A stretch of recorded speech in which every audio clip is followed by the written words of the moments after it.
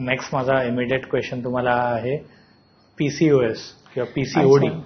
ह्याच्यामध्ये योगा थेरपीचा किती म्हणजे त्याला किती फायदा होऊ शकतो आणि झाला आहे का आतापर्यंत?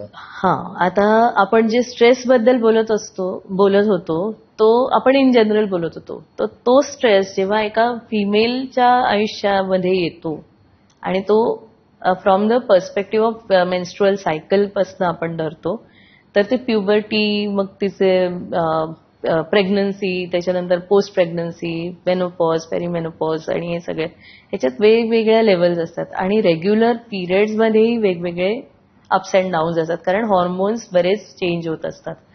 तर हे सगळं बॅलन्स करायला, मगाशी जसं मी म्हटलं की स्ट्रेस बॅलन्स असणं गरजेचं आहे.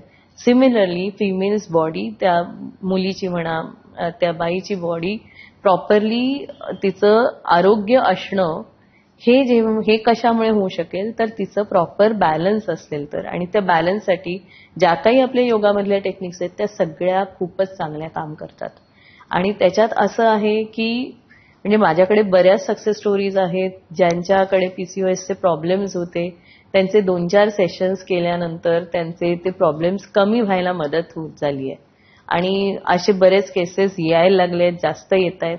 आणि हा प्रॉब्लेम खूप मोठा जाणवतोय, कारण अगदी 15-16 वर्षाच्या मुलींपासून मी हा प्रॉब्लेम बघते, ना की फक्त 20-25चे, पण 15-16 वर्षाच्या मुलींनाही हा प्रॉब्लेम येतोय.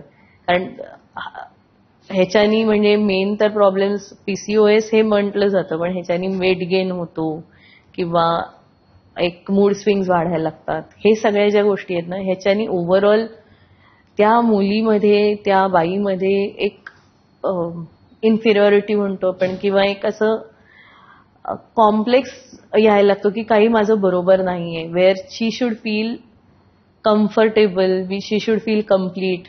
हे जे होतं, तर त्यासाठी परत योग हा एकच मार्ग मला दिसतो, कारण तो विदाउट मेडिसिन काम करतो. It works on your activity level, it works on your mind level, it also works on your spiritual level, physical आणि प्राणिक लेवल. म्हणजे आपण प्राणायाम, ब्रिदिंगच्या ह्याच्यावरती आपण म्हणतोच, पण ह्या सगळ्या गोष्टी खूप महत्वाच्या ठरतात जेव्हा आपण आरोग्याचं, म्हणजे फक्त स्त्रीचं नाही तर मग आपण त्या इव्हन पुरुषांच्या बाबतीत सुद्धा इट हेल्प्स, कारण it helps to balance the lady also, and the lady also helps to balance that man.